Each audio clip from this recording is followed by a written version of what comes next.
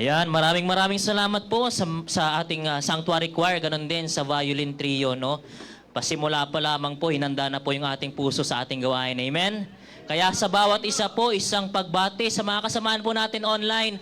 Magandang hapon po sa inyo. At sa lahat po ng bisita, mga kapatiran na nasa auditorium natin, magandang hapon po.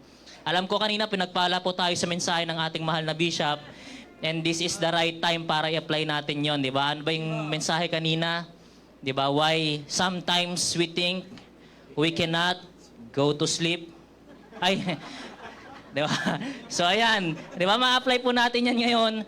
Kaya talagang dapat gising tayo palagi. Amen. Sa ating gawain. At ang linggo ng hapon po, still linggo pa rin yan. Kaya talagang ni-apply na agad natin yung napakinggan natin kanina. At alam ko po, handang-handa po tayo sa pagpapala rin ngayong hapon na to. Amen? So this time, alam ko pong ready na po tayo. Lahat po tayo tumayo. Sabay-sabay po natin sambitin ang ating panawagan sa pagsamba at ang pahayag po ng puso sa pagsamba. Para po sa panawagan sa pagsamba, Roma 12:1, ready, begin. Kaya nga mga kapatid, ipinamamanig ko sa inyo, alang-alang sa mga kahabagan ng Diyos, na inyong iharap ang inyong mga katawan na isang haing buhay, banal na kaaya-aya sa Diyos, na siya ninyong katampatang pagsamba. At para naman po sa pahayag ng puso sa pagsamba, sabay-sabay po tayo, ready, begin. Sasambahin ko ang Diyos sa Espiritu at katotohanan. Sasambahin ko ang Diyos ng may malinis na puso at kalooban. Sasambahin ko ang Diyos sa pagpupuri at awitan. Sasambahin ko ang Diyos ng may mataas na paggalang. Sasambahin ko ang Diyos sa pagbibigay sa aking pararangalan. Sasambahin ko ang Diyos at salita niya ay pakikinggan. Sabay-sabay po nating awitin, Search Me, O God.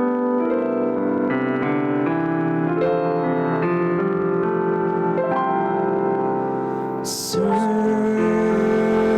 me, O God, and know my heart today. Try me, O Savior, know my thoughts, I pray.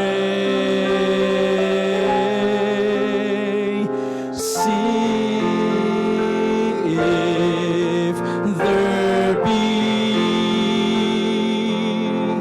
some wicked way in me.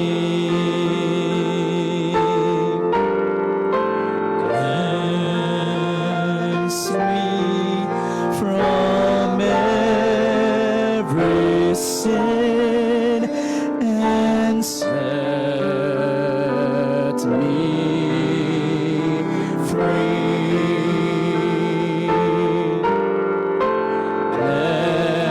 Cleanse me from every sin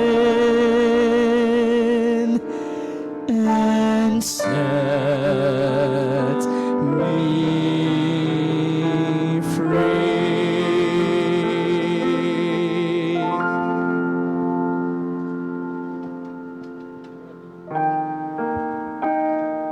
Manatili po tayong nakatayo para sa pagbasa ng banal na salita. So we will be reading from the book of Proverbs, chapter 28, verses 15 to 28. Pakisundan nyo na lamang po ng inyong mga paningin. As a roaring lion and a raging bear, so is a wicked ruler over a poor people. The prince that wanted understanding is also great oppressor, but he that hated covetousness shall prolong his days. A man that doeth violence to the blood of any person shall flee to the pit. Let no man stay with him. Whoso walketh uprightly shall be saved. But he that perverse in his ways shall fall at once. He that tilleth his land shall have plenty of bread, but he that followeth after the vain persons shall have poverty enough.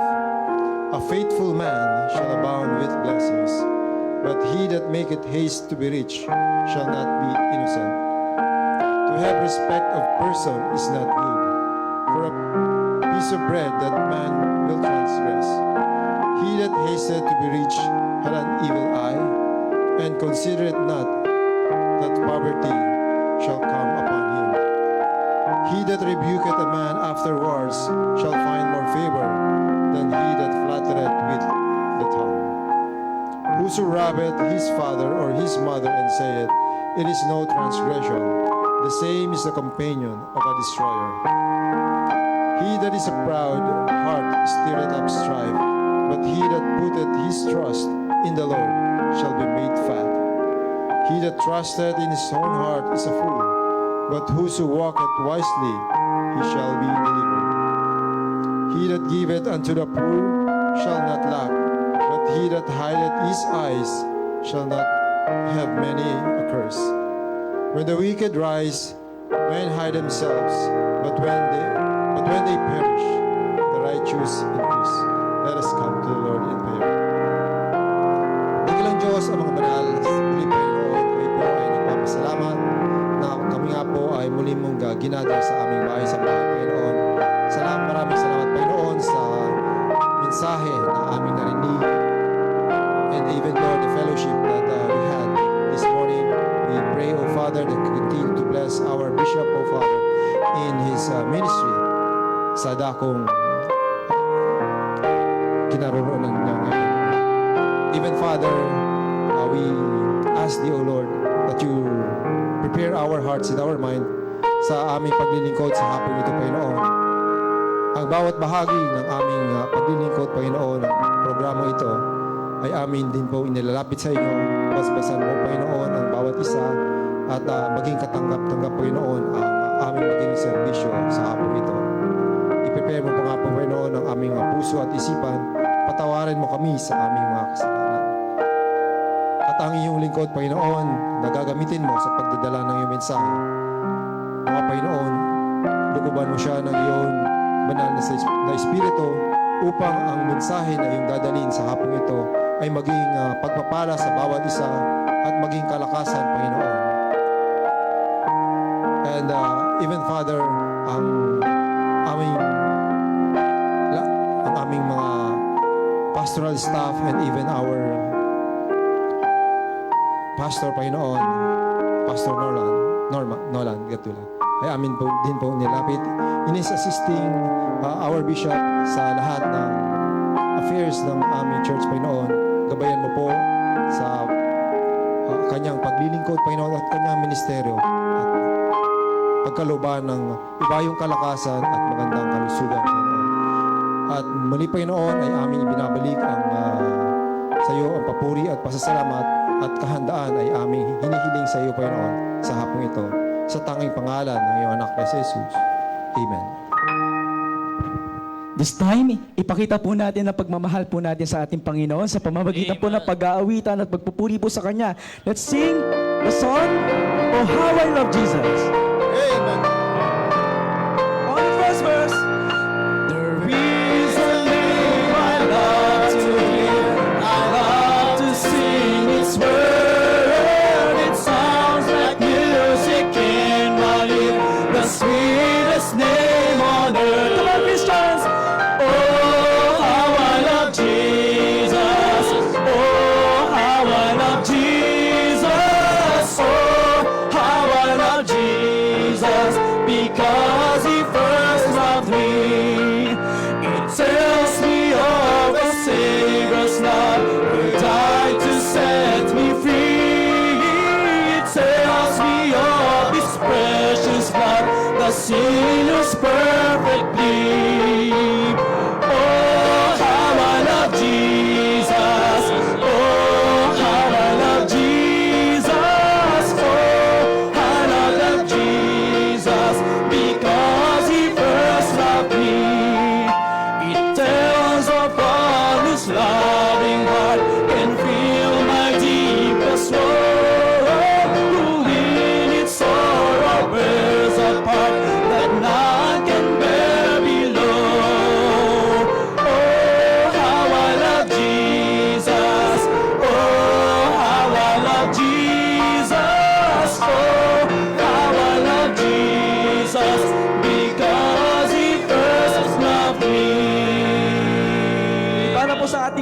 pangalawang awitan. Awitin po natin, My Savior's Love. On the first verse, I stand amazed in the presence of Jesus the Nazarene, and wonder how he could love me, a sinner condemned unclean. How marvelous, how wonderful, and my song shall ever be. How marvelous, how wonderful is my Savior's love for me. For me it was in the garden, he prayed not my will but thine. He had no tears for his own griefs, but sweat drops of blood for mine. How marvelous, how wonderful, and my song shall ever be.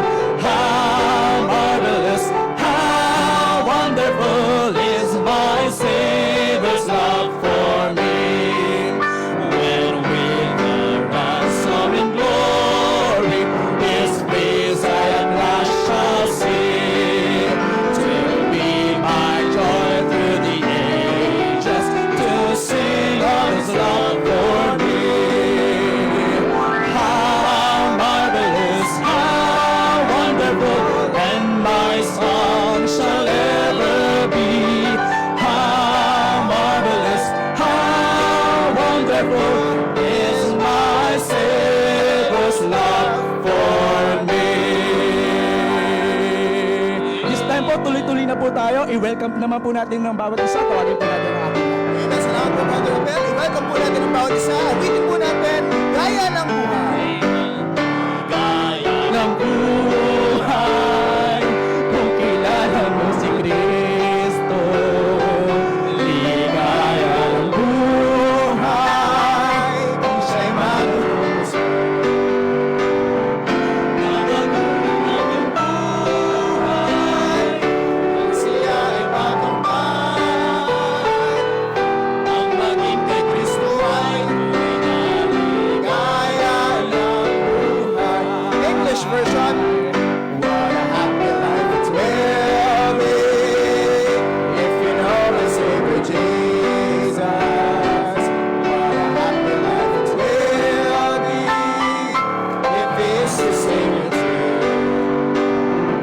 He will change your life completely if you just accept Him too.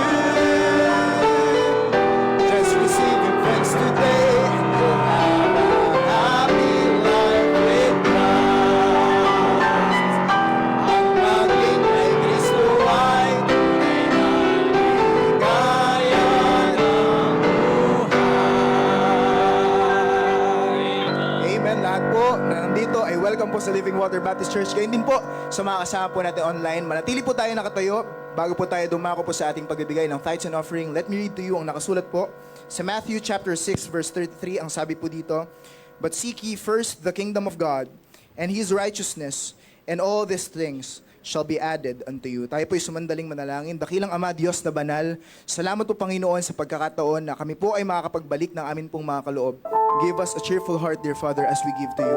Kayo po Panginoon patuloy na mag-bless po sa amin. In Christ's name I pray. Amen. Maaari na po tayo makaupo, and as we give, let us sing anything that costs me nothing. I cannot come righteous hope and offer to Him worldly things I do not need, and hope He's pleased. For He wants me to give a heart that's truly His, an offering of highest price, a servant who the Lord can use. And I will not offer anything that costs me nothing. I'll place before Him nothing less than my very best. And if I'm poor,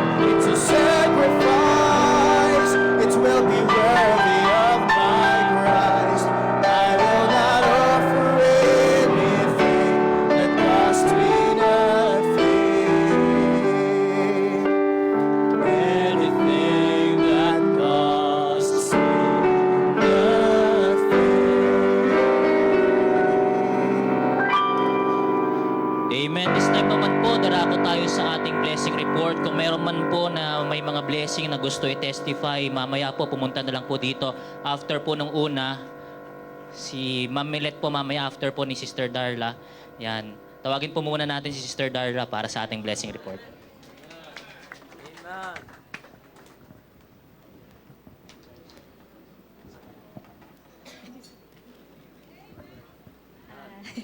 Good afternoon po, church. Ayan. Nahiya po talaga ako mag-blessing report. Pero sayang naman po yung pagkakataon upang makapagbahagi lahat po ng ginawa ng Lord sa aking buhay. So, syempre, una po sa lahat, nais ko pong magpasalamat ng higit sa Panginoon. And advance thank you na rin po sa inyong patience to listen sa mga ibabahagi ko po na ginawa at ginagawa po ng Lord sa buhay ko since the day He saved me. So, sa mga hindi pa nakakilala sa akin ng Lobos, I was saved November 22, 2015. And by November this year, mag-iisang dekada na po pala tayong sinusustain ng Panginoon.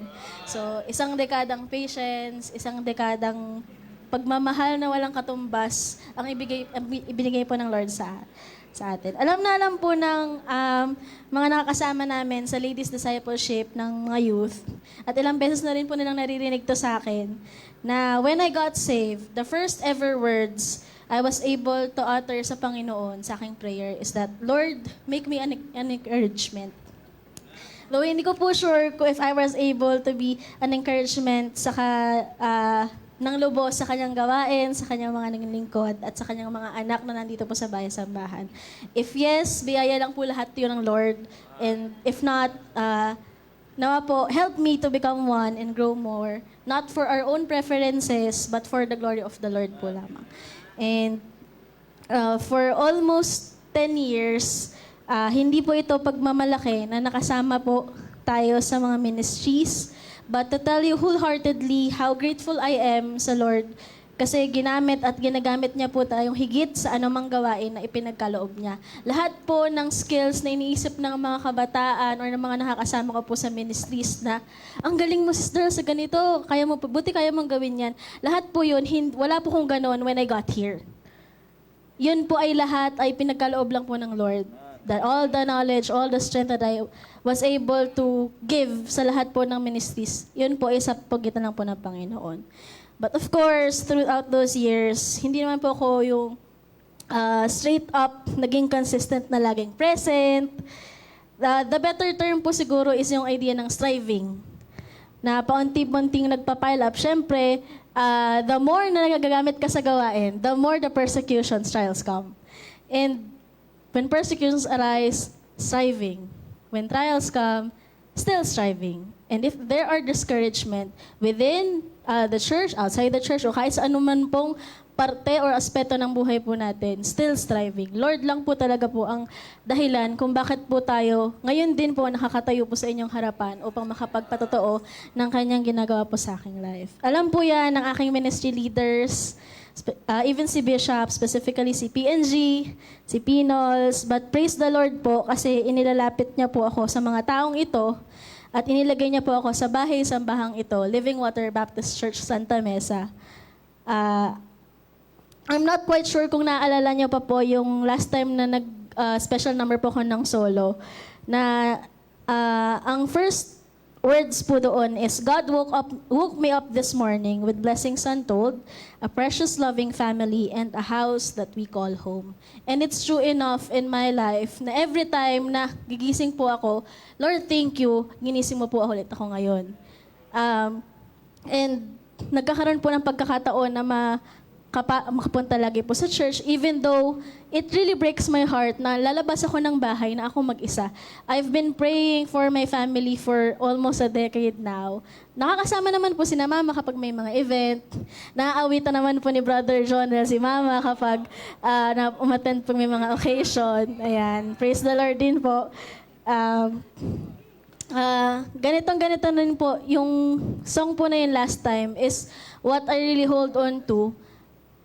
Look, parang sa harapan niyo po ngayon, look what God has done. And I hope na kung ano po yung nakikita niyo po sa harapan ninyo na Sister Darla is someone na nagiging encouragement po sa inyong lahat. Secondly po, gusto ko pong ipagpasalamat uli sa Lord yung work na binigay niya po sa akin. Bagamat po, hindi po ito regular job, project-based lang, pero sinustain niya po lahat since the pandemic came. Tapos hanggang ngayon, nagkakaroon na rin po tayo ng opportunity na po unti-unti makapag-share doon sa mga work natin na nade-discourage, ganyan. Tapos meron po akong isang workmate na parang nag-50-50 po yung performance evaluation niya. Tapos hindi naman po kami close. Tapos sabi ko sa kanya, parang Miss ganito, ano bang problem? Tapos hindi talaga po siya nagsishare. Very tahimik siya sa workplace. Then came such time na feel ko na parang dapat kausapin ko tong person na ito. So nakausap ko po siya, though through chat at first. Tapos nagkaroon po kami ng pagkakataon na mag-usap.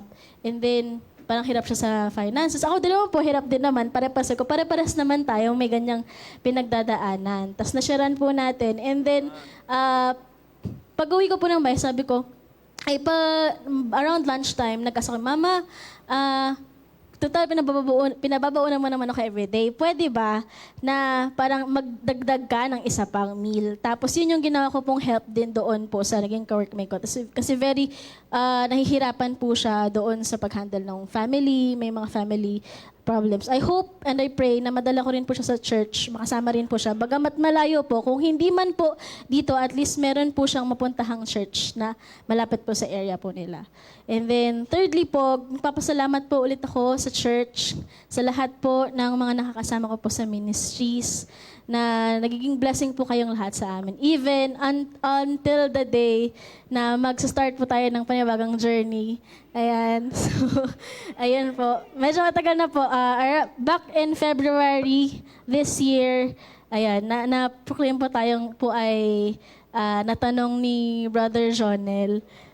Ayan. So, blessing po sa Lord. Actually, Brother Jonel was able to wait for me for almost 4 years. Ayan, so we've been together po we've been boyfriend-girlfriend po for 3 years and a few months more.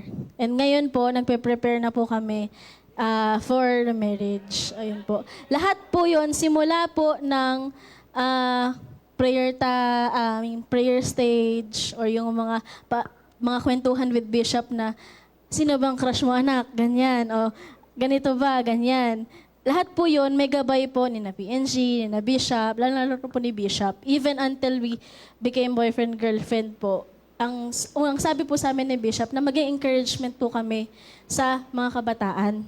And even to him and sa kabuuan po ng church. So kung makikita nyo po, matagal pong panahon na akala po nila, hindi po kami, marami pong tatanong na, ano niyo po pala si Brother Jonel? So, hindi po nila napapansin yun. Blessing po yung lahat ng Lord and sa pamamagitan lang po ng paggabay po ni Bishop.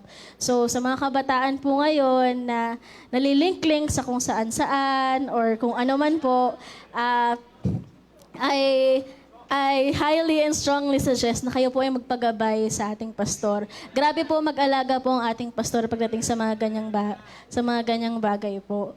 So, ayun, pag-pray niyo po kaming dalawa ni Brother Jonel sa darating po naming marriage this year po. It will be just an intimate wedding. So, I hope wala pong garar ng mga heartaches kung ano dahil sinasabi po natin yan sa prayers natin, ang budget and everything. But we love you all, church po. Maraming salamat po dahil kayo po ang binigay po ng Lord sa aming buhay at kayo po ang nakasama namin sa misteryo. Maraming salamat po. Yung preaching po ni Bishop kanina na when we think we cannot, proven na pong lahat yon sa buhay po namin. Sa buhay ko po personally, ma-discourage, ma-anxiety or whatsoever. Lagi lang po tayong kumapit sa Lord. He is the only one who can pull us out of what we think we're drowning from. So, yun po. Maraming salamat po, church. Maraming salamat po, Bishop. Yan, maraming salamat, Sister Darla. Patuloy po natin sila ipanalangin sa paghahanda po sa kanilang kasal. Sa mga kabataang lalaki po na naghahanap, tanungin niyo po yung sekreto kay Brother Jonel kung paano po siya nakahanap. Handa po siya sa one-on-one coaching. Ayan. Tawagin po natin si Mamilet. Ayan.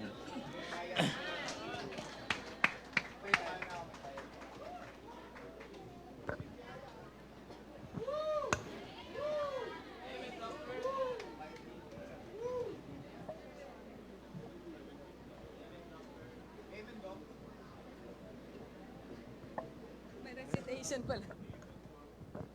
Magandang hapon po sa inyong lahat. Hindi ko alam kung ano sasabihin ko. Pero ang gusto ko lang pong sabihin mga kapatid ay magandang hapon po pala ulit. Gusto ko lang pong sabihin na napakabuti po ang Panginoon. Ayan po. Hindi ko po maipaliwanag ay mga biyaya na pinagkakaloob niya dahil hindi ko talaga ma-explain. Ayan po. Unexplainable talaga po.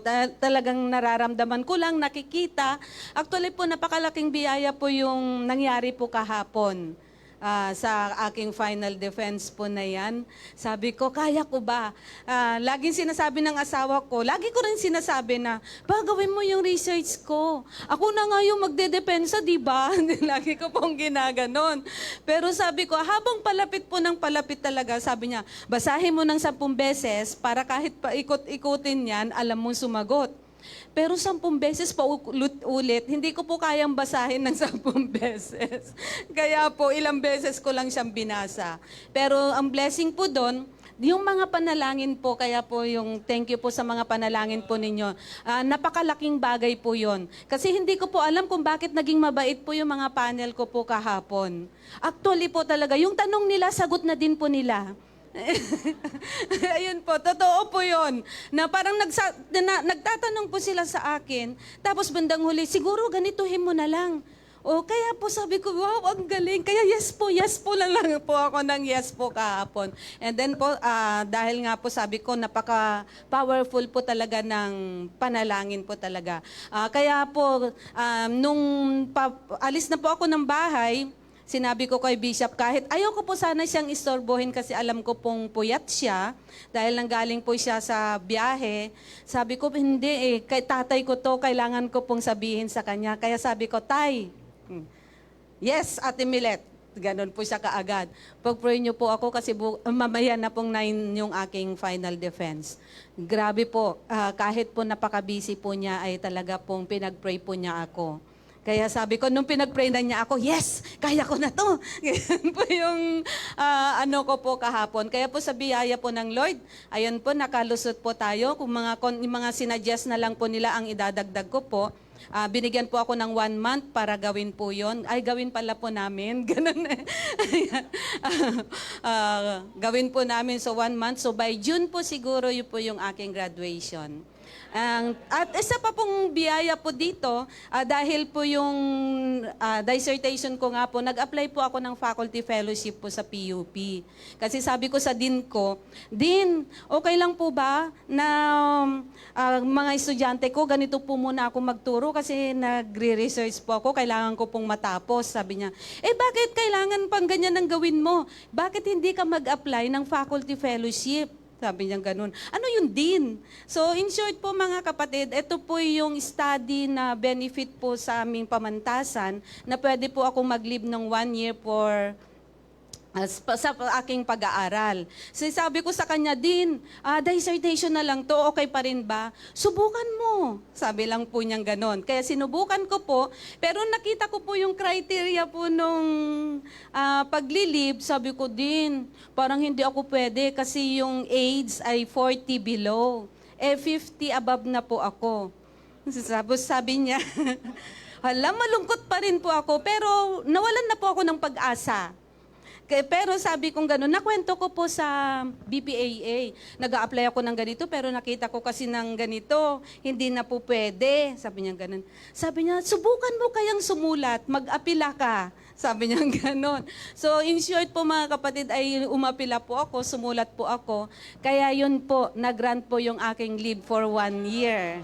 Ayun po, may sweldo po ako ng 1 year, may allowance po ako na hindi po pumapasok. Ayan po. Kaya sabi ko, ay kalooban na rin po ng Lord kasi po i-start po yung aming printing press. Siguro po mabibigyan ko po ng panahon para sa pagsisimula po niya.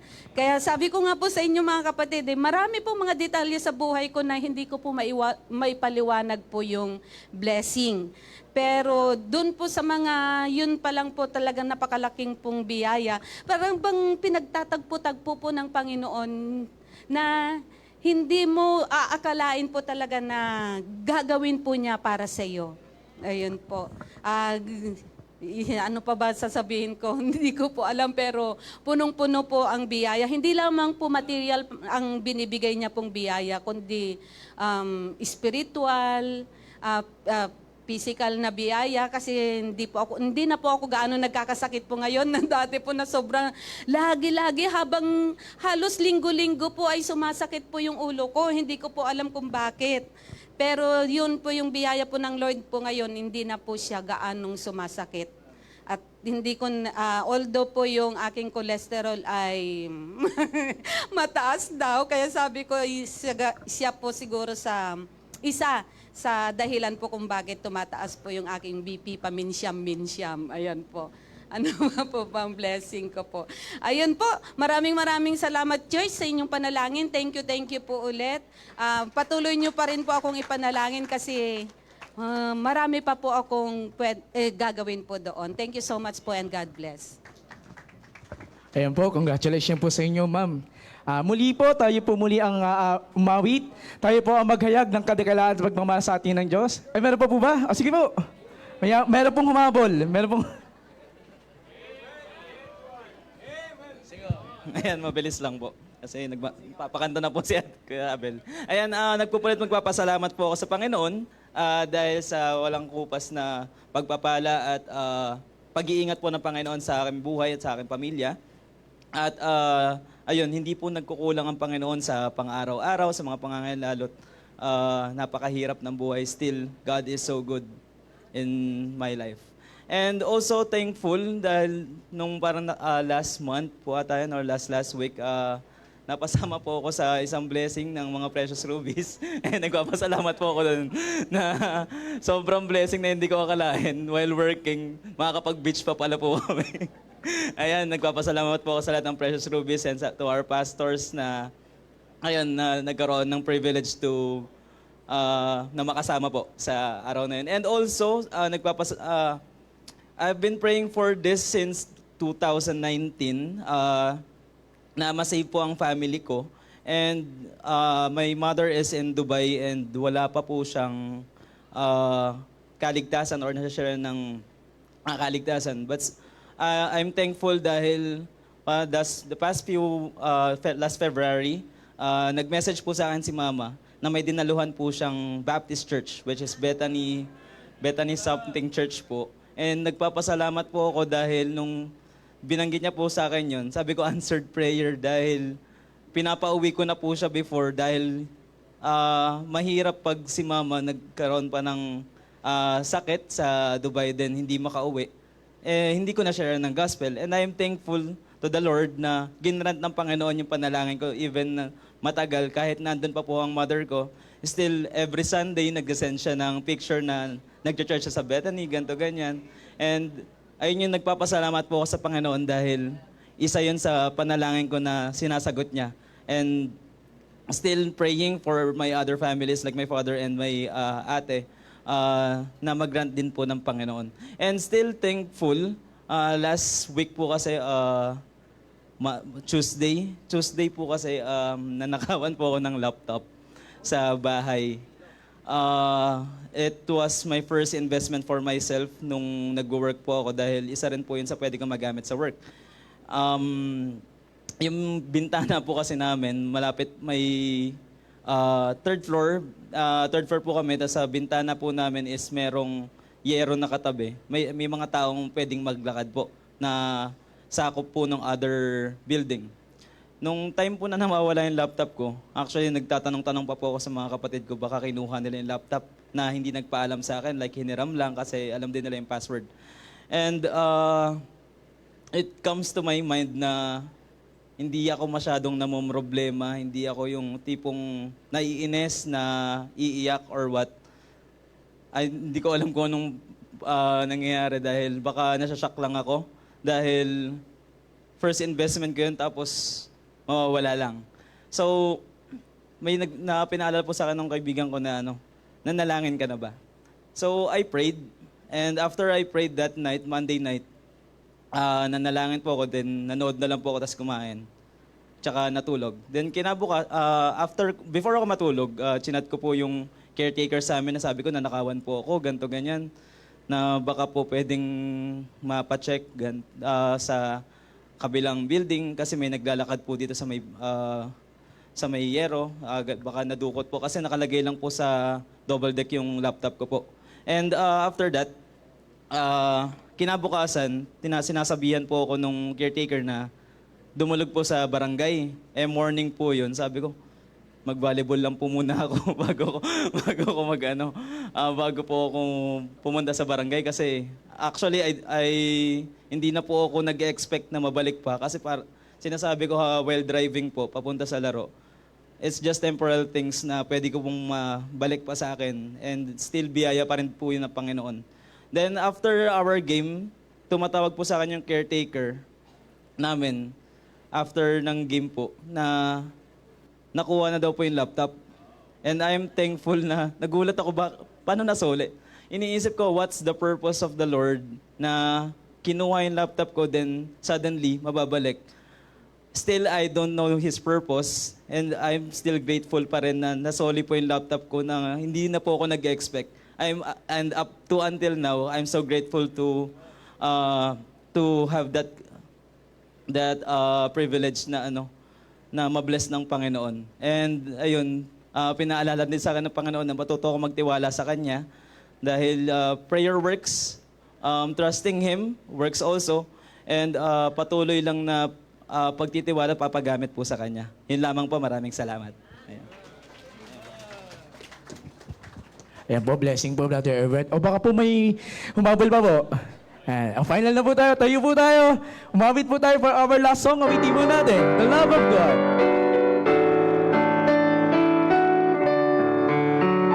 Ready, sing!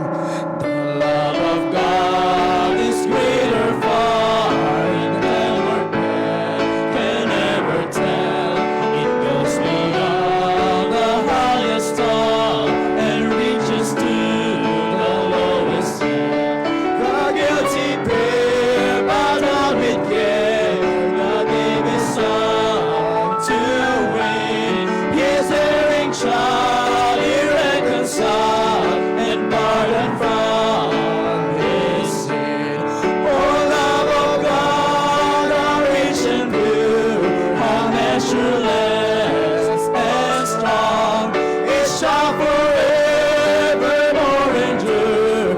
The saints and angels song, when glory time shall pass away, and earthly thrones and kingdoms fall, and men who hear refuse to pray on rocks and hills and mountains fall. God's love so sure shall still endure, oh measureless and strong, redeeming grace to Adam's race, the saints and angels song.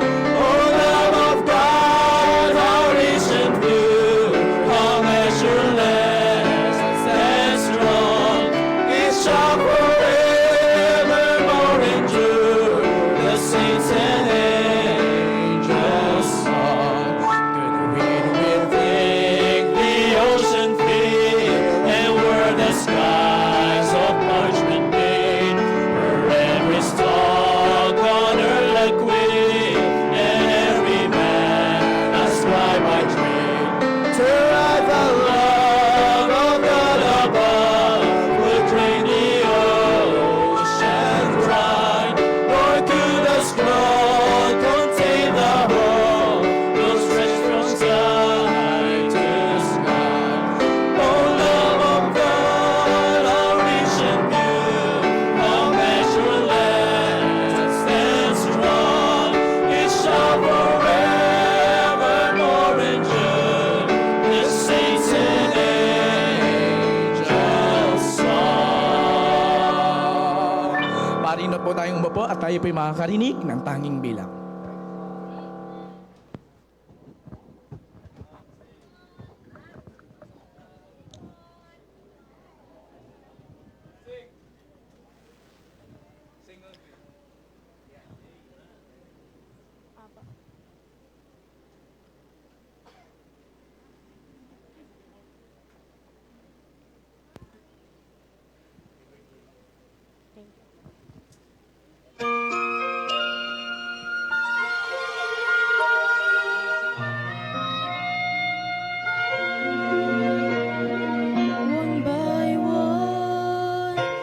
seasons stood before the prophet. Their father knew a king would soon be found. Each one passed except the last. No one thought to call him, for surely he would never wear a crown. But when others see a shepherd boy, God may see a king. Even though your life seems filled with ordinary things, in just a moment he can touch you, and everything will change. When others see a shepherd boy, God may see a king.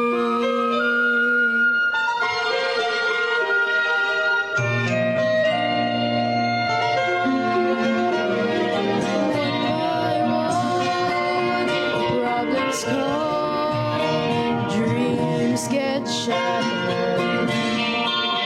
Sometimes it's hard to understand things like chance and circumstance. They don't really matter. Our Father holds tomorrow in His hands. But when others see a shepherd boy, God may see a king.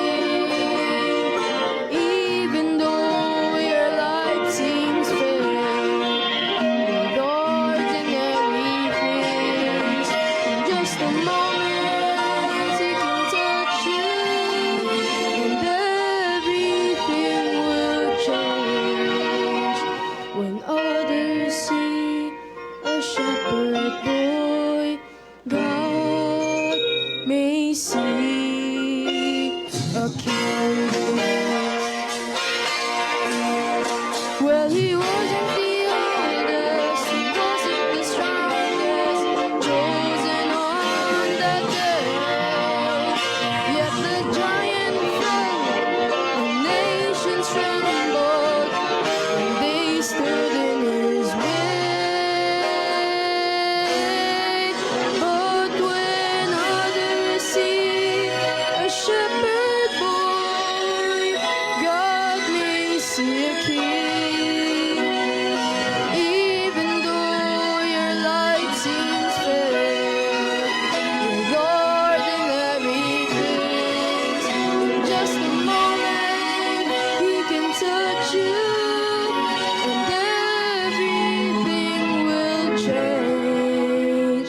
When others see a shepherd boy, God may see a king.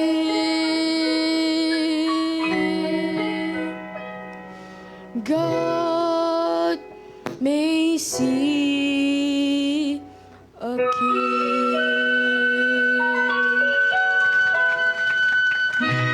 Amen. Maraming salamat, Brother Teo. And happy 19th birthday. 19 na ba? 12 pa lang pala. Laking bata po kasi yan. Happy 12. May blessing report din. Sige po. Pagbigyan po natin si Brother Teo, may gusto po siyang sabihin dahil nag-birthday po siya kahapon. no? Amen. Kahapon po. Blessing po dahil po napa-accept po namin ni tatay yung dalawa ko pong kaklase kahapon po sa birthday ko po, at nagpapasalamat din po ako with honor po sa fourth quarter po namin, Amen.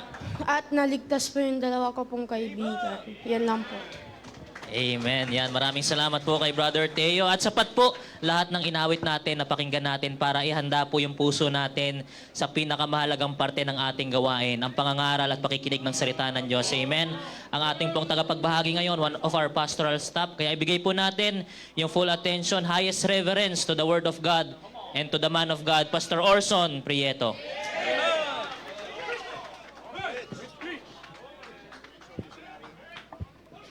Magandang hapon ho sa ating lahat.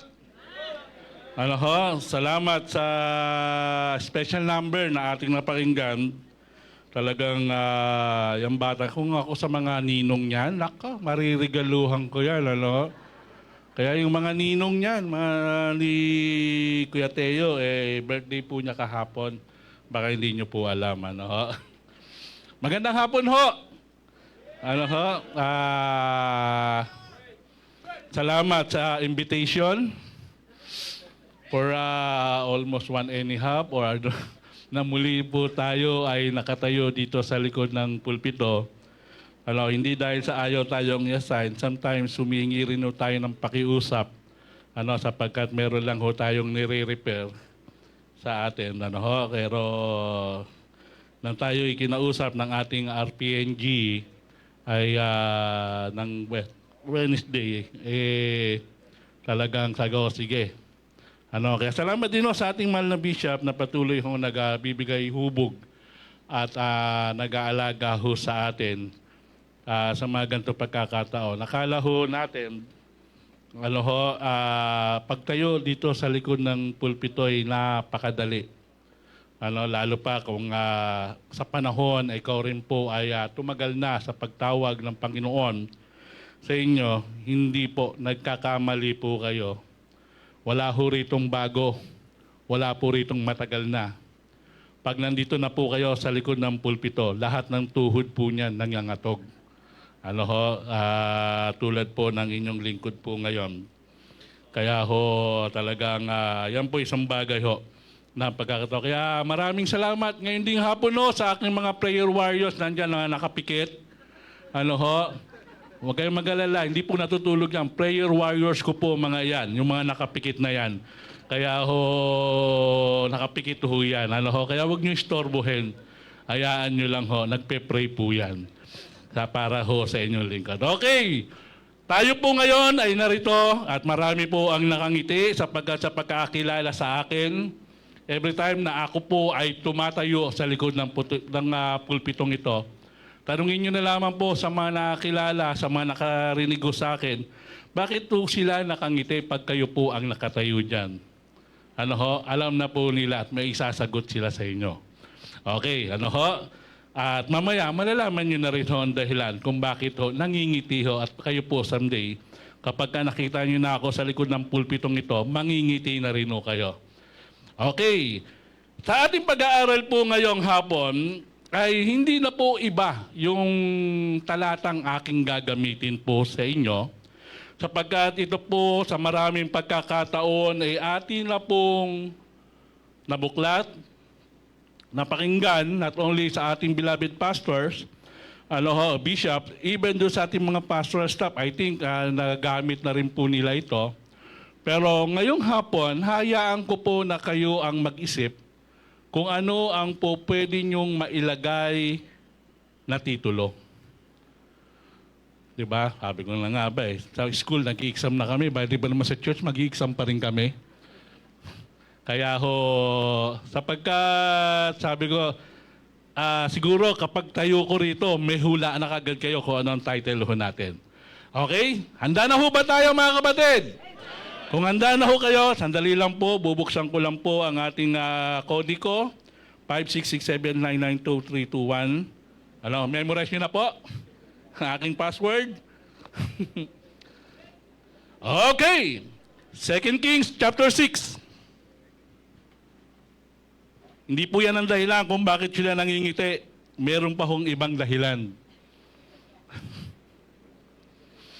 2 Kings chapter 6, 7 talata lamang po ang aking pong ipababasa sa inyo. Sapagkat ito po inyong assignment o inyong pong huhulaan. Ano po gating hulaan? Titignan, aaralin kung ano po pwede natin maging titulo ho sa ating pong pag-aaral po ngayong hapong ito. Nakita na po? 2 Kings chapter 6, verses 1 to 7. Kung nakita na po, sabay-sabay, ready, begin.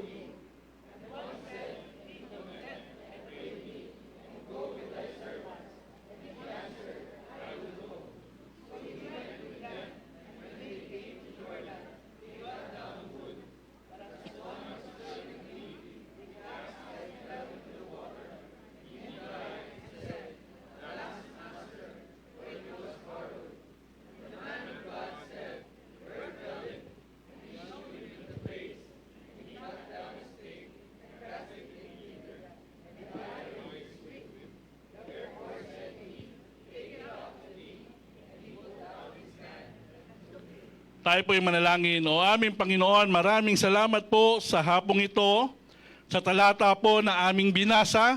Kayo po ang siyang magpala, kayo po ang siyang patuloy, Panginoon, na magbigay hamon sa bawat isa ngayong hapong ito. Nawa, Panginoon, ang mga talatang ito ay maging malaking aral po sa amin bilang mga miyembro, Panginoon, bilang mga mananampalataya, Panginoon, sa iglesyang ito. Salamat po sa pagkakataon, salamat po sa iyong biyaya, salamat po, Panginoon, sa inyo, Panginoon, na inyong lingkod ay inyo pong gagamitin ng daluyan ng pagpapala. Pagpalain niyo ang bawat isa. Ito po aming dalangin sa dakilang pangalan ni Kristo Jesus. Amen at amen. Kung tatanungin ko po si Preacher June Barbado, sa iyong pagbasa, Pastor, simula ka agad. Quiz agad.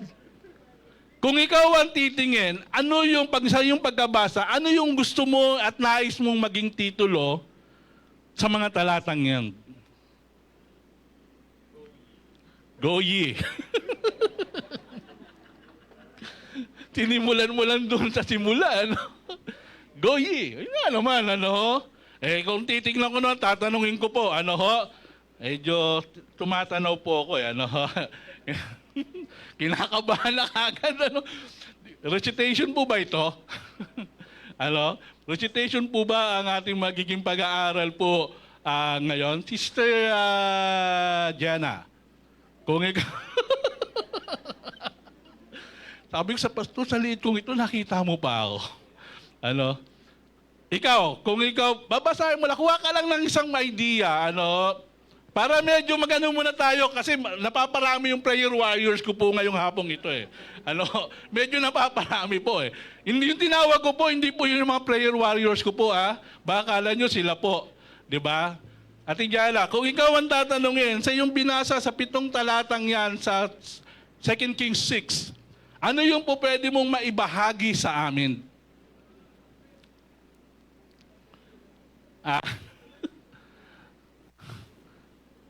Ala, tiyatawanan ka ng katabi mo. Sige, tanungin mo si Brother Edward.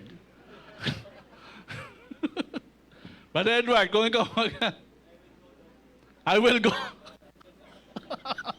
I will go. Isa, goye. Isa, I will go. Parang gusto nyo umuwi na eh. Ano ho? Parang yun lang gusto nyo ipalabas nyo sa akin. Huwag kayong mag-alala, mangyayari ho yun. Di ba, Doc? Ikaw. Let's go. Di ba? Tipikal, lagi nating naririnig ito. Pag ito yung talatang binabasa sa atin. Ano ho? Ano, Doc Vernon? Ha?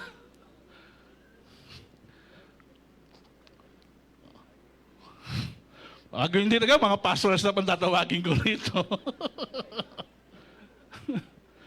Tatanungin mo na sa PRT. Yeah. Nagbabasa eh. Mukhang talaga nagre-review eh. Ano ho?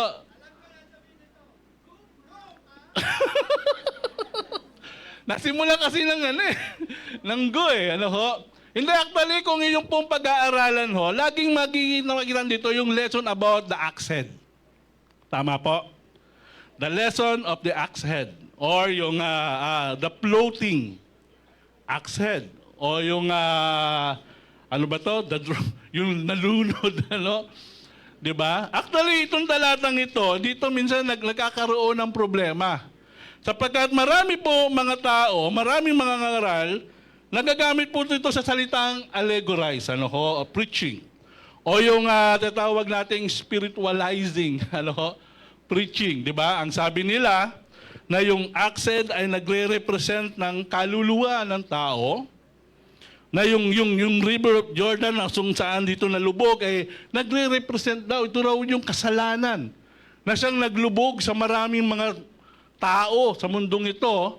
Kaya ginawa ni Elisha, pumutol siya ng maliit na kahoy na sinasabi nila ito yung cross.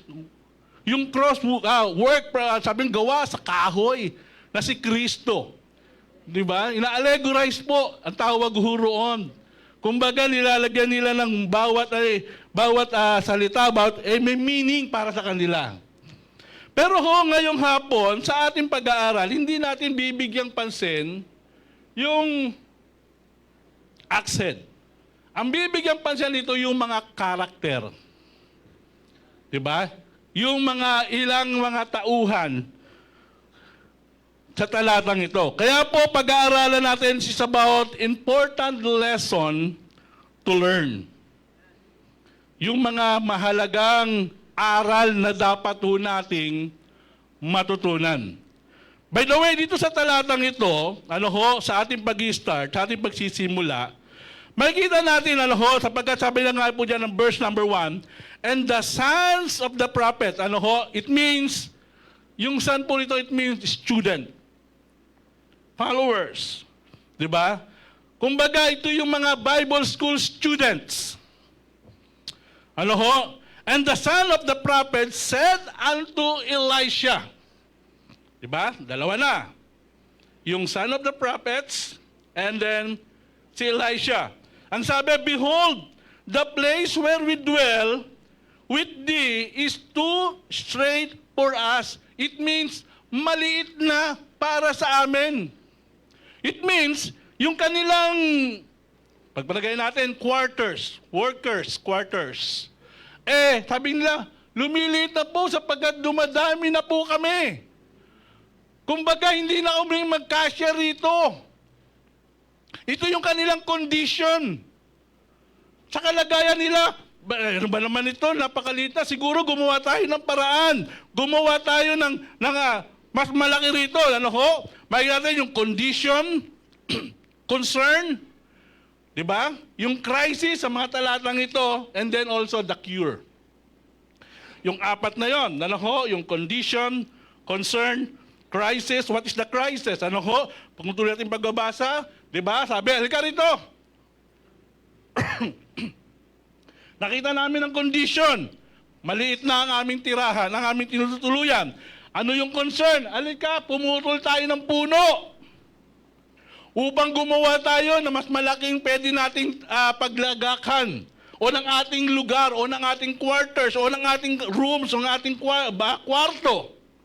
And then, what is the crisis?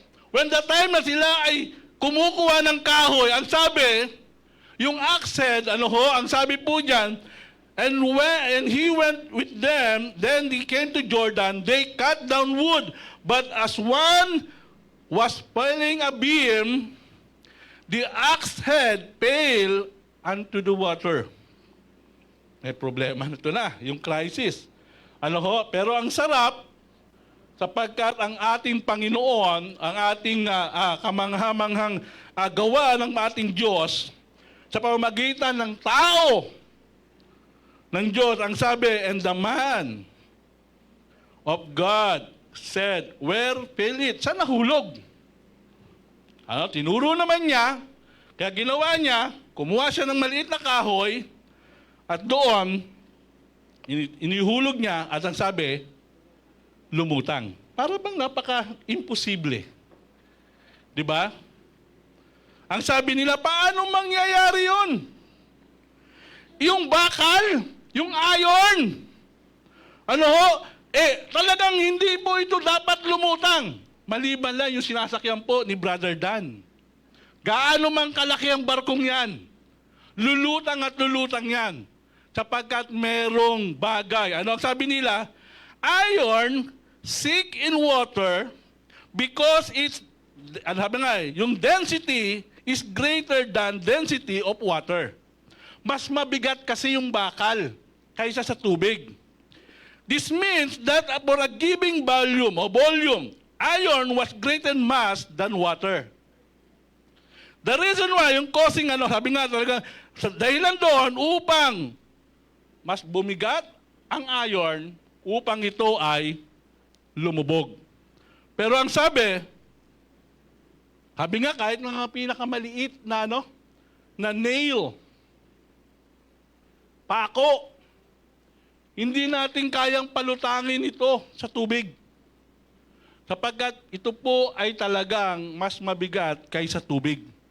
Pero ang sabi, kung dahilan bakit hindi lumulubog, sabi, a ship, ito ang dahilan, Brother Dan.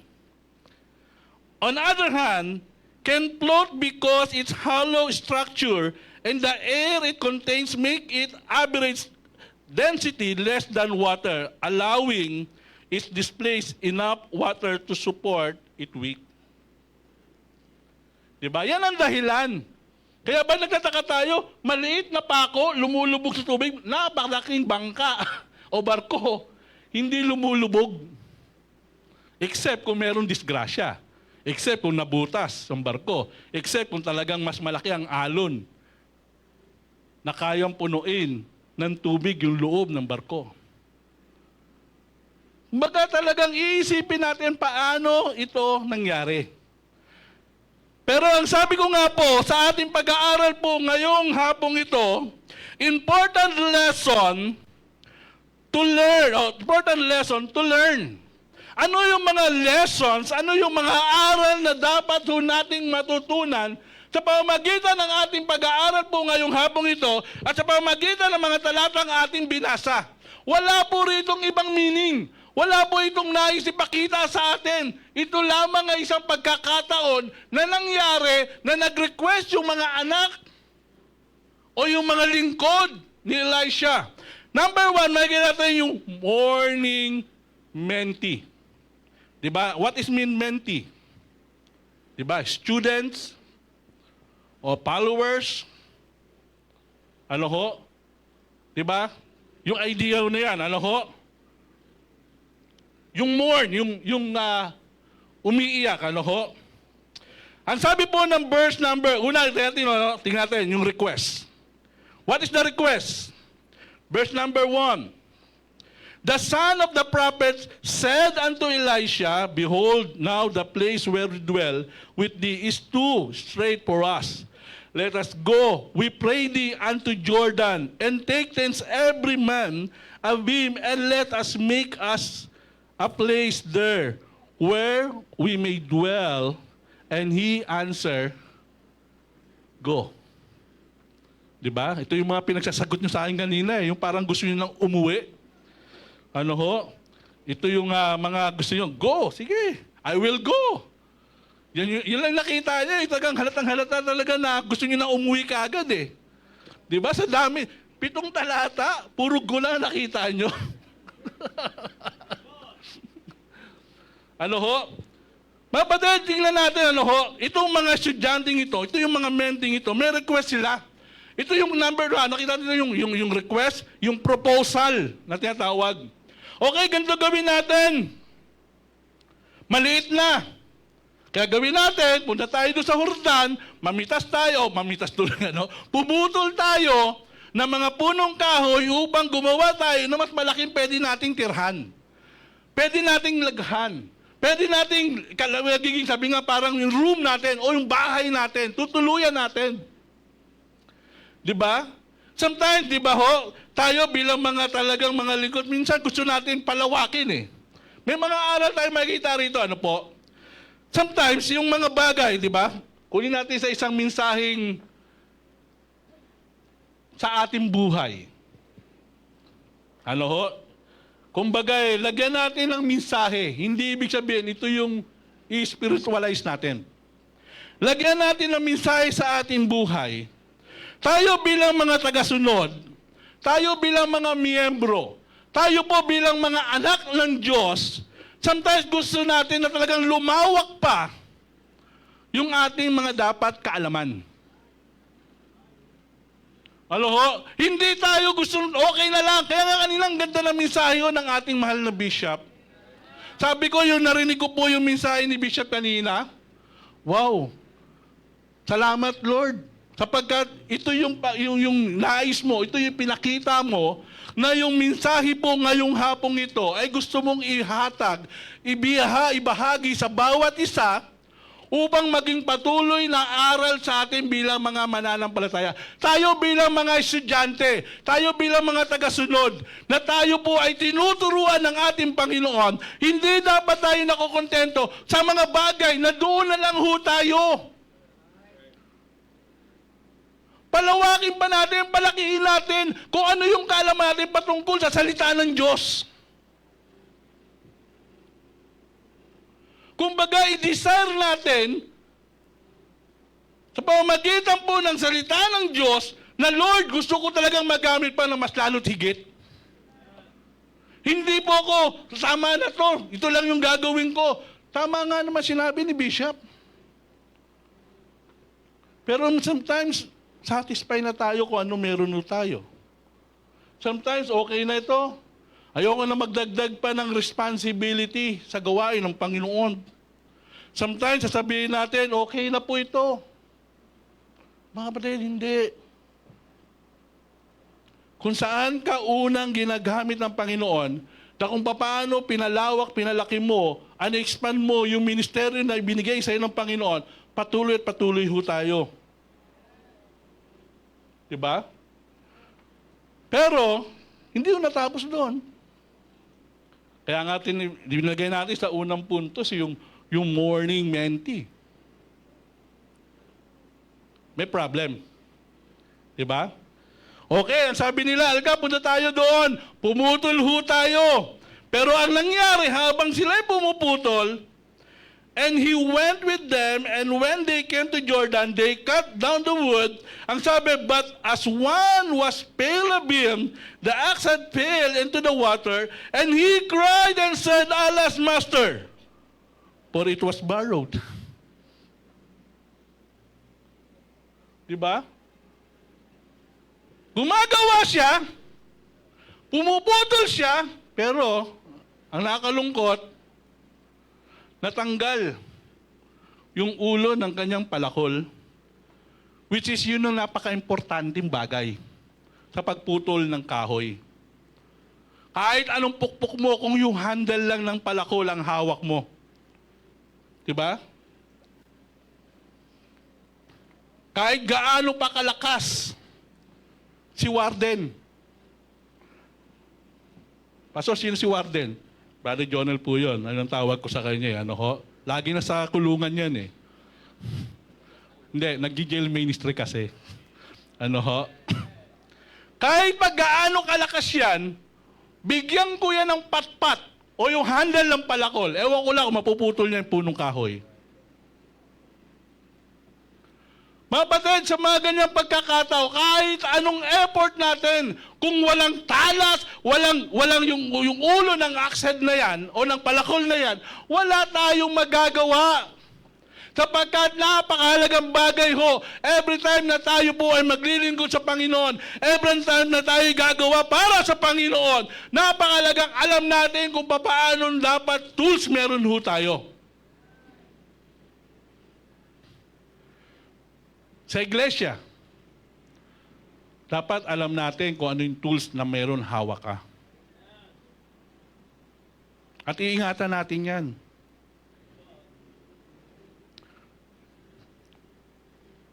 Kasi totoo yun. Yung buhay natin, yung lahat ng ginagawa natin pagdating sa Panginoon, hiram lang naman natin talaga eh. It was borrowed. Tama ba, Kuya Jabez? Wala tayong po pwede pagmalaki sa Panginoon. Talino ko.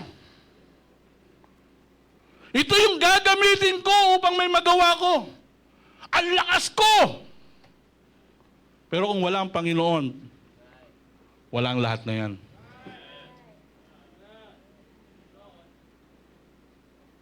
Kaya bilang mga tagasunod, bilang mga estudyante, diba?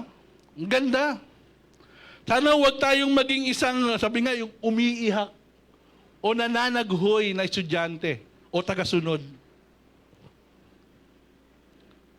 Sapagkat naihulog at nawala sa atin yung kailangan nating kasangkapan. Second, not only yung warning mentee, but also makikita natin, pangalawa, yung motivating mentor. Sa katauhan ni Elisha. Tignan niyo po tignan niyo paano siya mag-motivate. Diba? Ang sabi po, dito na, meron silang proposal. Meron silang request. Sabi niya, gusto namin gumawa ng mas malaking lagakan, tirahan. Kaya pupunta kami doon sa Jordan upang pumutol ng kahoy. Di ba? Nagpaalam. Pero maraming mananampalataya ngayon, hindi marunong magpaalam sa leader, ano? Yung akala nila, gagawin ko naman to para naman di sa Panginoon eh. Pero sila marunong magpaalam. Di ba? Ang sabi nila, ito paalam nila, let us go, we pray thee, unto Jordan, and to take thence every man a beam, and let us make us a place there, where we dwell. And he, sino yung he dito? Si Elisha. And he answered, sabi niya, okay, goye. Tuloy kayo. Di ba? Kaya ang mga mananampalataya, hindi naman po tayo pinagbabawalan. Matuto lang po tayo magpaalam ng tama. Di ba? Kung kalooban ng Panginoon yan, alam natin, kung yan ay nais ng Panginoon na gusto mong gawin, goye. Di ba? Kung kayo tinatawag ng Panginoon sa isang lugar, na ikaw ay magmi-mission doon, paalam mo lang. Papayagan ka naman eh. Basta't alam naman po ng ating mahal na bishop, ito'y kalooban ng Diyos. Hindi tayo gagawa ng sarili nating desisyon. Ano ho? Sabi Goye, pero meron pang isa eh. Ang sabi ng verse number 3, tingnan niyo po, ano ho? Sabi niya, and one said, be content, I pray thee, and go with thy servants. He answered, I will go. Tingnan niyo yung pag-ano ho. Nagpaalam sila, pupunta lang po kami sa Jordan, puputol lang po kami ng puno upang gumawa ng isang mas lalong malaking lugar.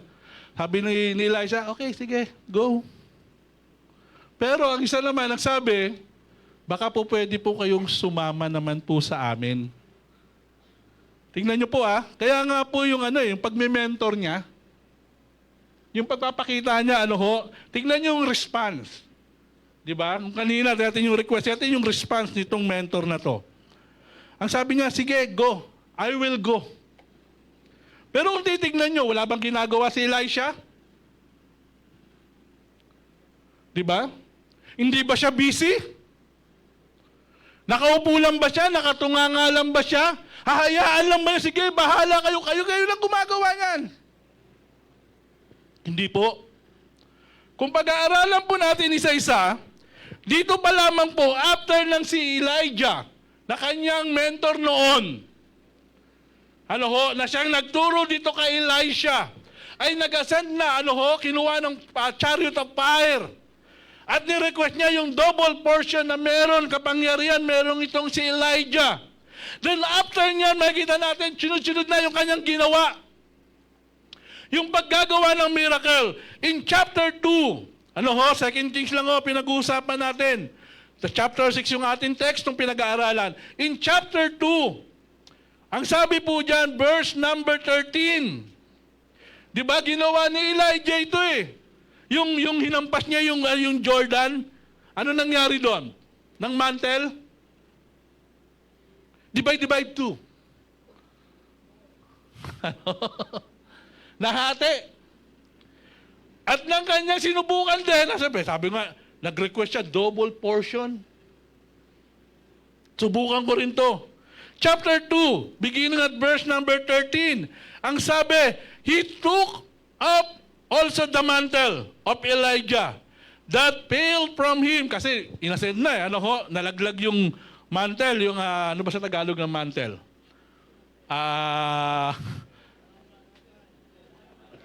Balabal. Thank you po. Thank you po sa ating mga Tagalog major po rito. Balabal. Nahulog. And he went back and stood by the bank of Jordan. Abay, subukan ko nga talaga ng binigay. And he took the mantle of Elijah and sabi nga, and smoked water and said, there is the Lord of God of Elijah. And when he also had smitten the water and parted thither, and Elijah went over. Nangyari din. Ano ho? And then, yung pagpupurify ng contaminated water in chapter 2, verse number 18 to 22. Di ba? Yung water na yon, kontaminado, pero ano ginawa niya? Pinurified niya. Ano ho? Yung endless oil ng widow. Ng isang balo na yung oil na yun na hindi nauubos. In chapter 4, verses 1 to 7. Sapagkat may pagkakautang itong widow na ito, na kung saan yung kanyang anak ang naging kabayaran. At siya, ginawa niya, lumapit siya rito kay Elisha, at ginawa ni Elisha, yung banga na yon, kumuha ka, ipon mo yan, at ibenta mo yung mga langis na yan. At yung langis na yon, yung oil na yon, hindi naubos. And then also, yung bata, namatay. At kanyang ginawa yung miracle na kanyang muling binuhay. In chapter 4, verses 31 to 37. Ano ho, hindi ko na binabasa for the sake of time. Baka masira po ako sa inyong pangako.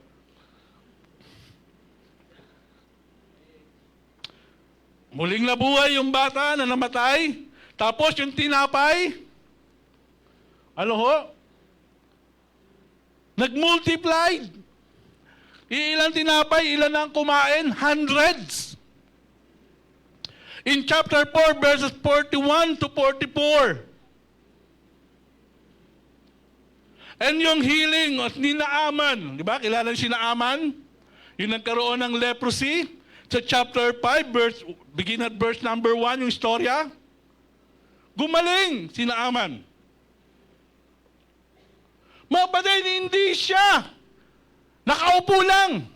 Hindi siya walang ginagawa.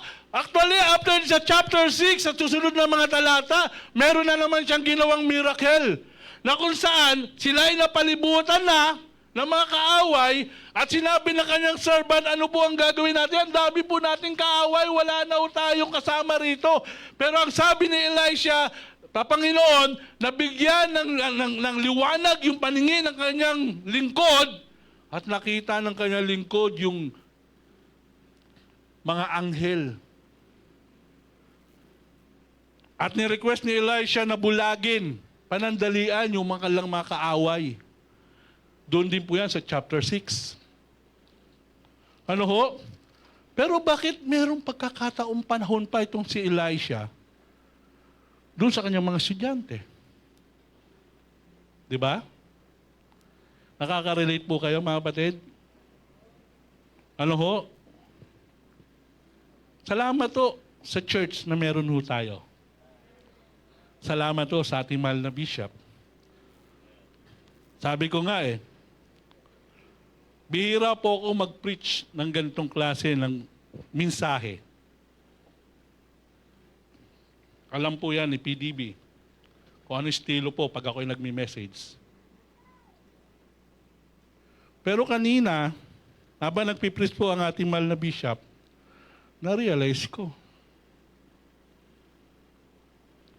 From Davao to Sampaloc, Quezon, umuwi ng madaling araw, pumunta rito to encourage ang bawat isa. To motivate us. To give a challenge sa pamamagitan ng salita ng Diyos with enthusiasm and energy. Hindi natin makita, mga kapatid, pagod na po ako. Nagpasensyahan nyo na po kung ganito kung makita nyo mag-message. Hindi ho. Mga kapatid, buong lakas. Upang iparandam sa bawat isa sa atin na kung paano dapat tayong namomotivate, na kung paano dapat tayo na-encourage, na kung paano dapat na ipakita, yung kanyang participation, yung pattern na gusto ipakita niya sa atin, at gusto nga ipakita ni Elisha sa kanyang mga lingkod, sa kanyang mga estudyante, ito yung dapat nyo rin dapat makita. Sabi niya, sige, sasama ako. Hindi naman siya doon para magputol ng puno. Sasamahan niya lang yung mga estudyante niya. Sasamahan lang niya yung kanyang mga tinuturuan. Sasamahan lang naman niya sila eh. Pero nandoon din siya. Kasi may nais na lesson o aral gustong ipakita sa kanila ni Elisha. O mga anak, alam niyo naman, hindi lang ako nakaupo. Busy rin naman tayo. Pero gusto ko samahan at ma-encourage kayo. Habang nagpuputol kayo dyan, nandito ang inyong tagapagturo. Di ba ang sarap po ng ganon? Mga batid, tulad nga po, dito sa church, maraming mga bagay, di ba? Yung makita lang po ng ating leader, makita lang po, makita ni RPNG, makita po ni Bishop. Bakit RPNG po? Residence Pastor Norman Gatdula. RPNG. Kaya po. Kasi mahaba pa Residence Pastor Norman Gatdula. RPNG na lang po.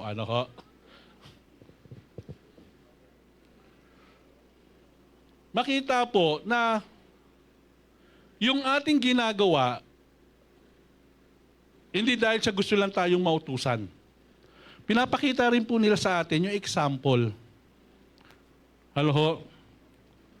Kahapon, I think, Pastor Norman, alam ko, galing sa isang engagement, yung graduation po yung pastor? Yung mga estudyante. Graduation. Nagpasalamat siya. Hindi yun, hindi humadali yun. Yung bigla ka nalang tatayo roon, graduation day, tapos magpipreach ka ng Word of God, at salamat, may mga nakakilala sa Panginoon. Diba? Hindi humadali yun na yung ating bishop manggagaling pa ng Davao.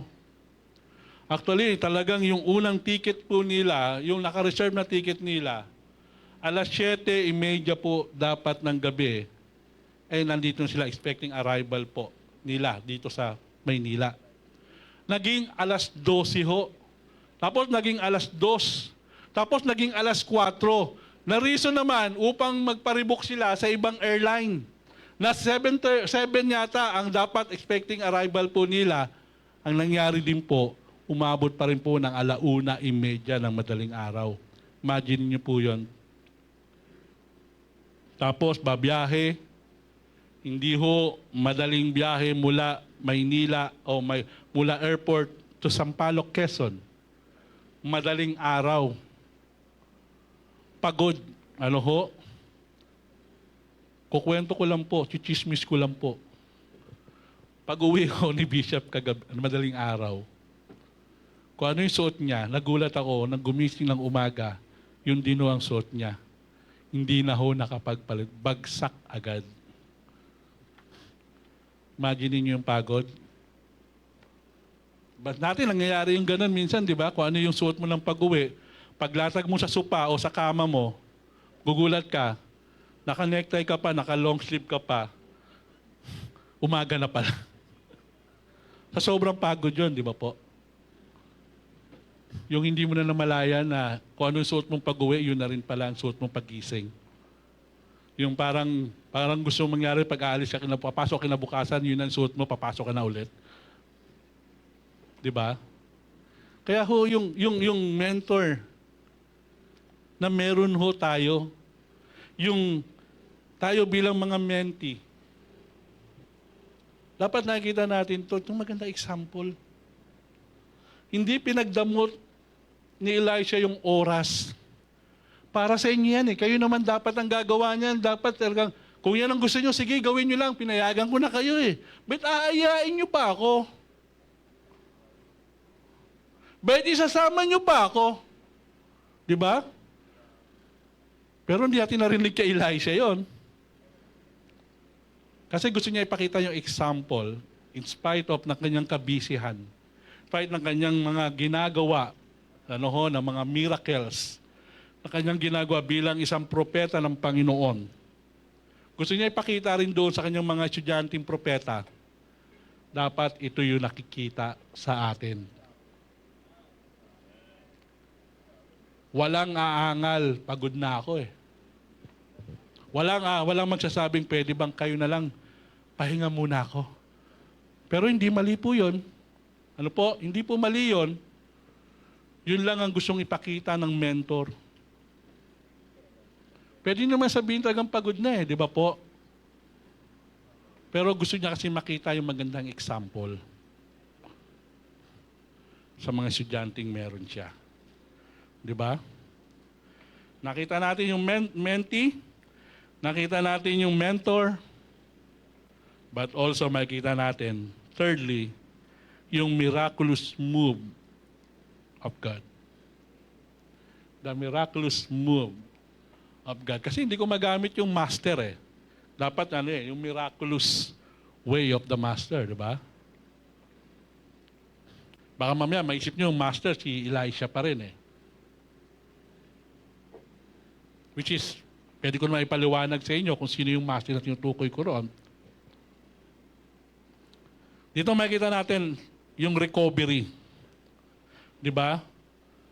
Ito yung naging iyak ng naging iyak nitong isang mentee. Sabi niya, but as one was pale abim, the ox head fell into the water. And he cried and said, Alas, master, for it was borrowed. Pero, ang sabi po ng tao ng Panginoon, ang sabi ng makita natin yung miraculous na gawa ng Diyos. And the man of God said, Whence fell it? Or where fell it? And he shewed him the place, and he cut down a stick. Kaya sabi nila, yung stick daw ron, yung nagre-represent ng cross of Jesus eh. Pero, talaga lang yun. Pumilas lang siya ng stick. Diba? Ano ba kinalaman ng stick na kukunin ba, ipalulutangin ba ng stick yon? Diba? Yung mga nalulubog na barko, may ginagamit silang way upang palutangin yung nalubog na barko o na bangka. Yung ba gagamitin? Pero miracle po, sabi. And he cried, said, and the man of God, where fell it? And he showed him a place, and he cut down stick and cast it in thither, and the iron did swing. Therefore he said, Take it up, and he put out the hand and took it. Sabi niya, sige, kunin mo. Diba? Kinuha niya kung saan nalubog, doon lang din lumutang. Kaya, every time, tayo bilang mga lingkod ng Panginoon, tayo bilang mga anak ng Panginoon, wag lang tumigil. Wag tayong huminto when the time na yung ating ox head ay talagang nahulog o nawala. Yung effort na dapat na ipakita natin, iiyak lang natin sa ating Panginoon. Sabihin lang natin sa Panginoon, at kaya kung saan tayo nalubog, kung saan tayo nalaglag, doon lang naman din tayo iaahon ng Panginoon. Kaya maraming mga aral. Yung mga importanteng aral na tayo'y matututunan sa talatang ito. No other meaning. Nagtuturo sa atin ang talatang ito. Walang malalim na mensahe.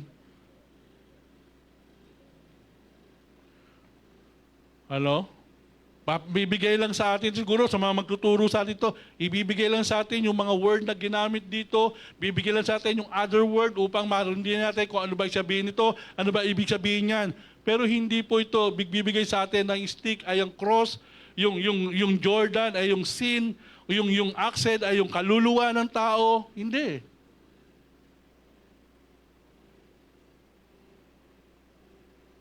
Literal na ox head na lumubog sa tubig, na gumawa ng miracle ang Panginoon upang ito'y muling palutangin. Nagtuturo sa atin ng aral na dapat nating matutunan. Important lesson to learn.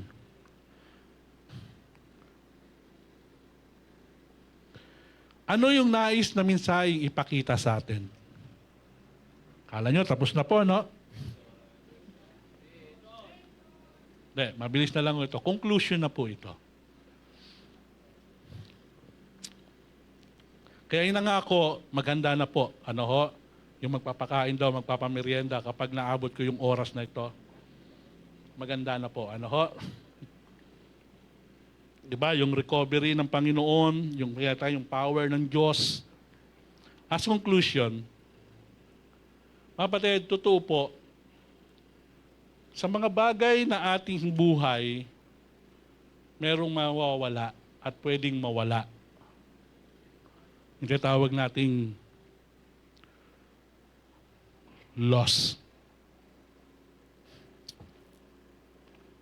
Kasi when the time, kahit anong effort natin, yung effort ng isang estudyante, ng isang mentee, hindi naman niya ina-expect na magpipail yung ACSED eh. Di ba? Kaya tatanungin natin, in-inspect niya ba muna na baka mamaya maluwag yun, di ba? Yung mga construction worker natin, di ba? Halimbawa, pag maluwag, ano ginagawa po nila? Dinalagyan nila ng maliit na kahoy, sinisiksik doon sa siwang, upang maging pit, at hindi maalog. Yung palakol man yan, o yung halimbawa, nagtitibag tayo, nagde-demolish tayo ng pader, yung maso.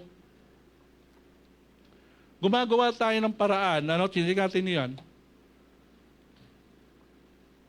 upang hindi mahulog yung ulo ng maso natin o ng palakol na meron tayo. But also, makikita natin dito, not only yung loss, yung liability. O yung responsibility na tinatawag. Sa dami ng password, nabura na. Di ba? Yung liability. Ang sabi niya kasi, alas, master, it was borrowed. Di ba? Christian, meron tayong responsibility. Meron tayong liability sa Panginoon. Yung mahalagang kaluluwa, yung paglilingkod natin, yung ministry, yung responsibility, meron tayo.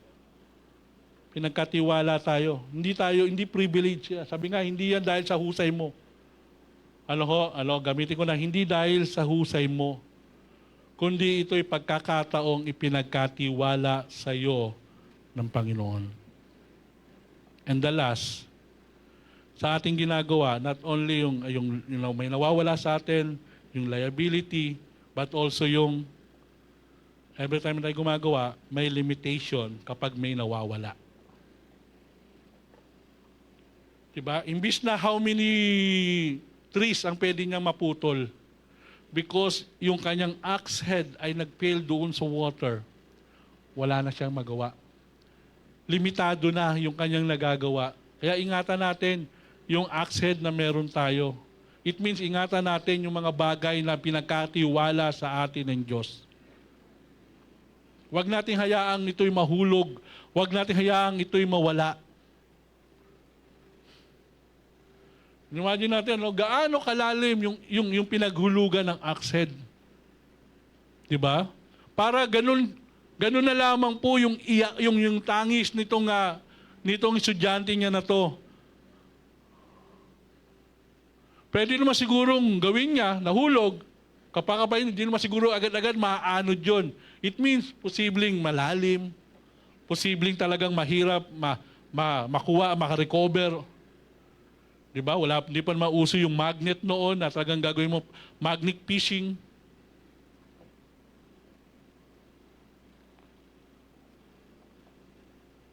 Pero merong ginagawa ang Diyos. Merong sabi nga, hindi tayo pababayaan ng Diyos.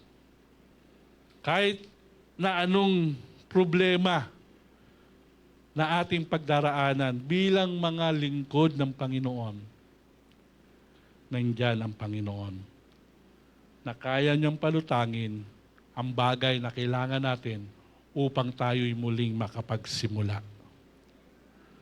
Lumagay ka lang kung saan ka nahulog. Lumagay ka lang kung saan nahulog yung bagay na kailangan mo. Huwag kang lalayo. Sometimes pag nawala, iniiwan na natin eh. Sometimes kapag yung ginagawa mo nawala na, ano ang tendency ng maraming mga nanampalataya? Umalis na lang. Wala bang way? Wala bang kayang gawin ang ating Panginoon? Mga kapatid, isang bagay na dapat na ipakita sa atin, yung aral na nais ng Panginoon, na wala tayong magagawa kung wala ang Diyos. Limitado lamang tayo, mga kapatid, kung ang Diyos ay hindi gumagawa sa buhay natin. Sapagkat kung andyan ang Diyos, walang limitasyon. Dahil ang Panginoon lagi nating kasama. Matuto lang tayo, makinig lang tayo sa bawat aral na nais na ituro sa atin ng Panginoon. Pero sometimes wala eh. May mga gandang example na pinapakita sa atin ng Panginoon, minsan di tayo natututo eh. Minsan maraming mananampalataya parang walang napag-aralan. Minsan maraming mananampalataya parang walang narinig.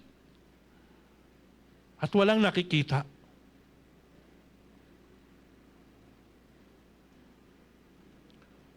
Diba? Kaya sabi ng ating bishop kanina, no? Tignan mo kung sino yung nakakasama mo. Sapagkat yun din ang mangyayari at iyong magagawa. Kaya kanina, lahat ng ating mga talagang,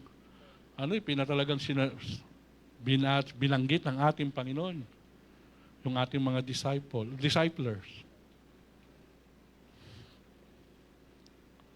Kaya tuloy lang. Turuan lang natin sila ng tama para sa Panginoon at ang Diyos ang bahala na magre-recover ng mga bagay na nawawala sa atin. I hope and I pray natuto tayo sa mga importansyang aral na dapat nating matutunan. The important lesson to learn. Mula doon sa mga mentee, sa mentor, at doon sa mirakulong gawa ng ating Panginoon. Tayo pong lahat ay yumuko at pumikit. At tayo pong lahat ay tumayo. Napakasimpleng aral. Pero marami tayong matututunan. Hindi tayo nagpakalalim sapagkat yun lamang ang gustong matutunan natin na aral na nais ng Panginoon. At ngayong hapong ito, sa pamagitan ng ating pag-aaral, kung tayo po ay nahamon at tayo po ay kinausap ng Panginoon, panalangin sa Panginoon, Lord, yes, tama po. Dapat marunong akong tumingin sa mentor, sa leader na meron ako. Yung example na pinapakita niya, yung halimbawa, in spite of business, in spite of yung kanyang mga schedules, pero narito at ini-encourage pa rin kami. Ng aming mga pastors, pastoral staff, ng aming mga discipler. At sa pamagitan nakita ko, na-realize ko rin, sa isang bagay na mawawala sa akin, sa isang bagay na aking nahulog, alam ko nandiyan ang Diyos na mag-recover. Habang nakayukot napikit ang bawat isa, tawagin ko po ang ating resident pastor, Pastor Norman, habang tumutugtog ang ating pianista.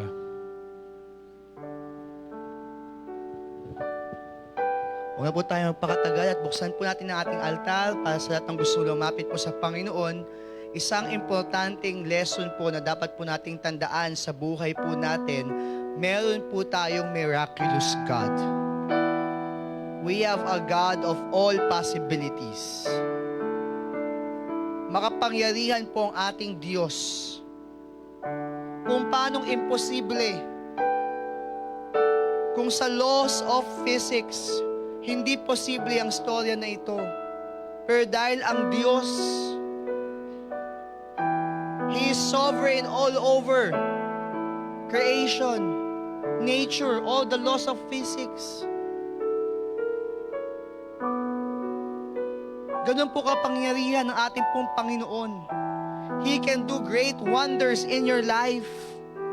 Kung sa ating storyang napakinggan po sa preaching, parang sa human mind, it seems impossible. Tandaan po natin, sa Panginoon, all things are possible.